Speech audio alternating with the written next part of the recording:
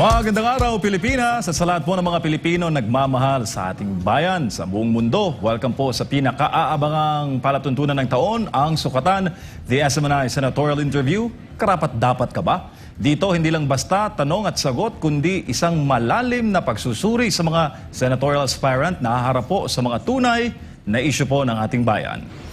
At live po tayong mapapanood sa buong bansa at sa iba't ibang panig ng mundo. Sa araw na ito, bibigyan pansin natin ng mga isyong bumabagabag sa ating bayan at aalamin natin sino ang karapat-dapat na magiging bahagi ng Senado.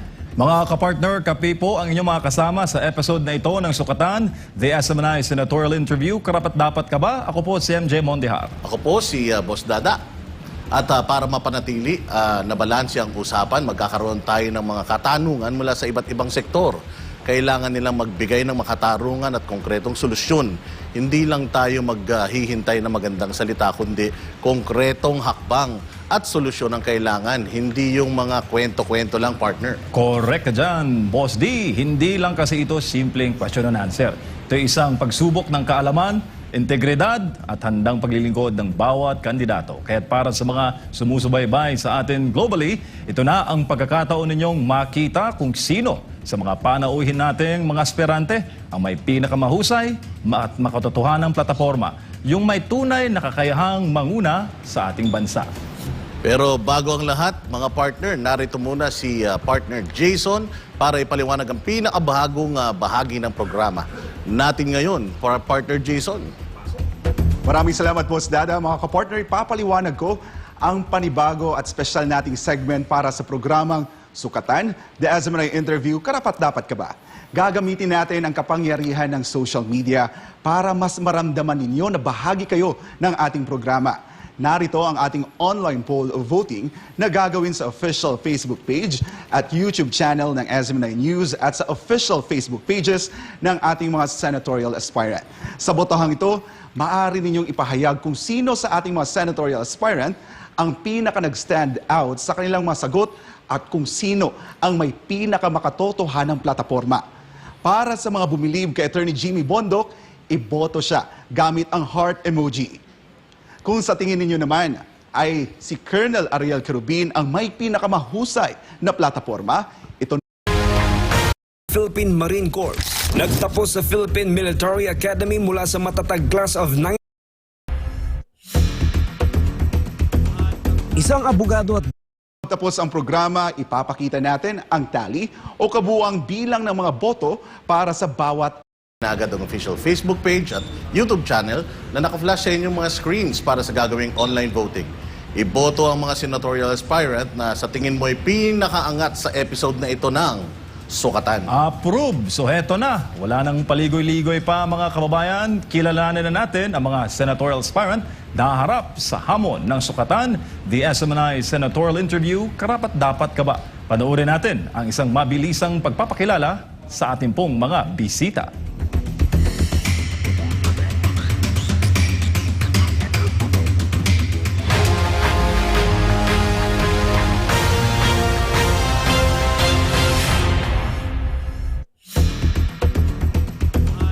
Isang abogado at dating tagapayo ni Pangulong Ferdinand Bongbong Marcos Jr. Nagtapos ng abogasya sa University of Santo Tomas sa Manila at nag-aral ng Negotiation and Influence Program sa National University of Singapore. Hinubog ng karanasan bilang isang litigation lawyer na humahawak ng mga kaso sa iba't ibang larangan ng batas, kabilang ang corporate law at election law. Unang sumabak sa politika sa edad na 19 bilang kapitan ng Sacred Heart, Quezon City. Naging Special Assistant to the Chief ng Business Permits and Licensing Office at Officer in Charge ng Community Relations Office ng Quezon City. Noong 2022, nagsilbi siyang tagapagsalita at Chief of Staff ni Bongbong Marcos sa kanyang kampanya sa pagkapangulo. Kalaunan ay naging Executive Secretary ng Pangulo. Ngunit matapos ang kabi-kabilang kontrobersya, siya ay nagbitiw sa pwesto.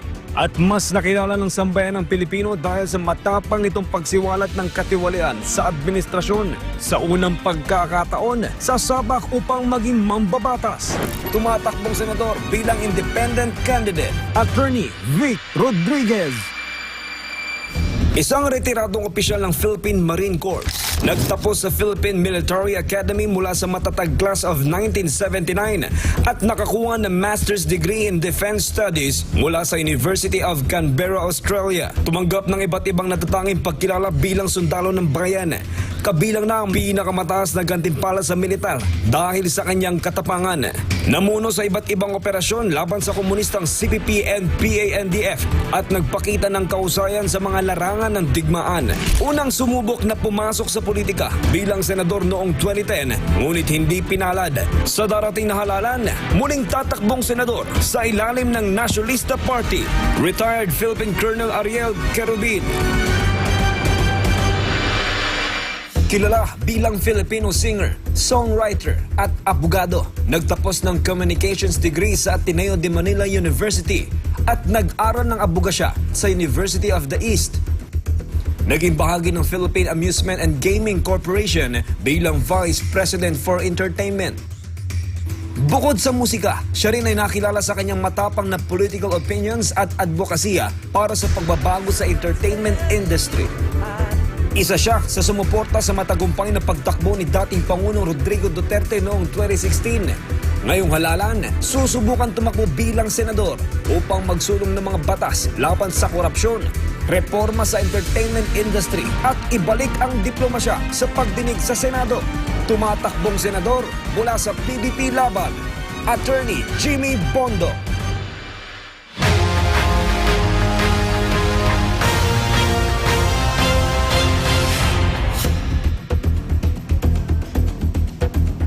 Mga kababayan, masugid nating mga taga-subaybay Pilipinas, handa na ba tayo sa pagsisimula ng sukatan, the SMNI Senatorial Interview?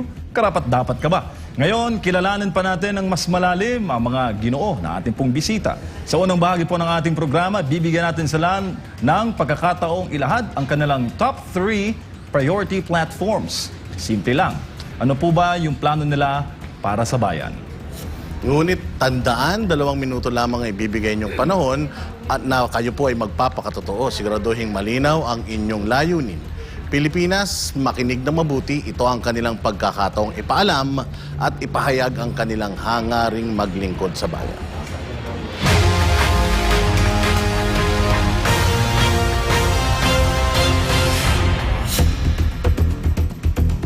Simulan natin kay Attorney Vic Rodriguez.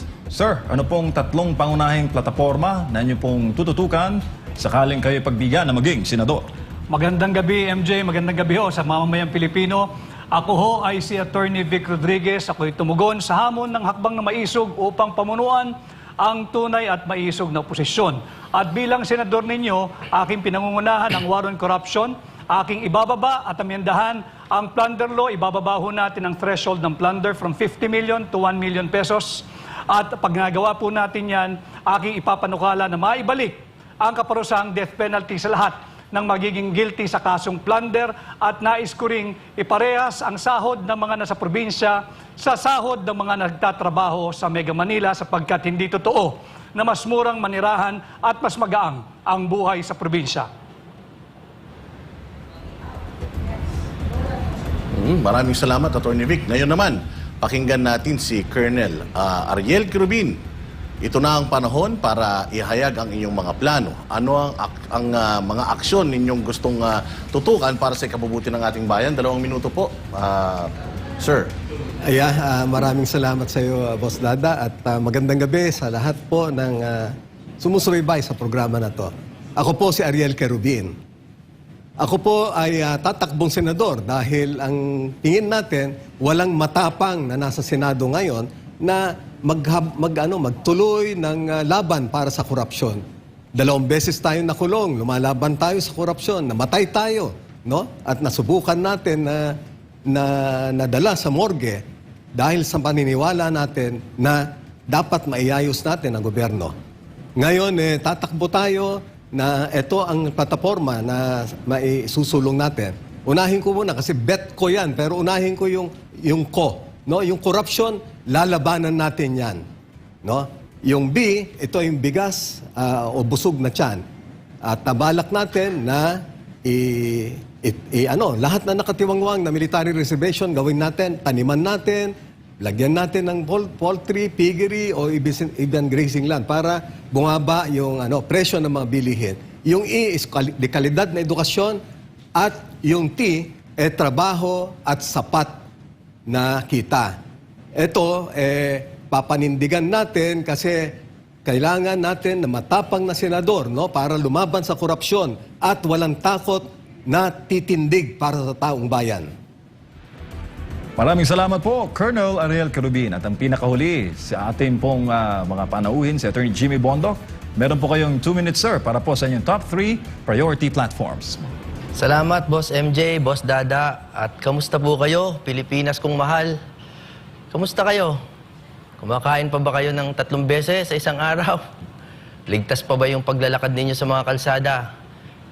Ako po si Attorney Jimmy Bondoc, abogado na po ngayon, musikero, habang buhay, at ngayon po ay isang aplikante sa pagkasenado. Alam niyo po, dalawa po na major legislative platforms ang bibigay ko sa inyo. Dalawang platforms, legislative tsaka non-legislative. Sa mga batas po, lalabanan natin ang corruption. We have to institutionalize anti-corruption. Hindi pwedeng by executive order lamang.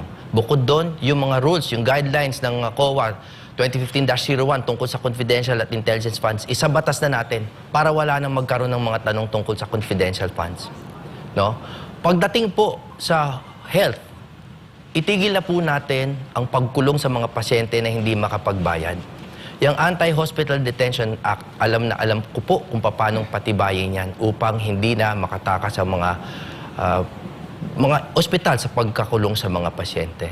At ang edukasyon po, sa experience ko po sa PAGCOR, yung school feeding ang dapat number 1. Pag pinapakain po ang bata, tumatalino. At ang non-legislative naman po, ibabalik po natin ang diplomasya at disiplina sa Senado. Ang diplomasya po ay ang mahinaang pagtalakay sa mga problema sa bayan.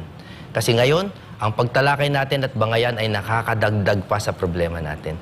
Kaya ibalik natin ang diplomasya at disiplina sa Senado. Maraming salamat, Attorney Jimmy. Ako, mainit, partner. Yun. Ang talagang tatlong kanilang panukala na kanilang tututukan.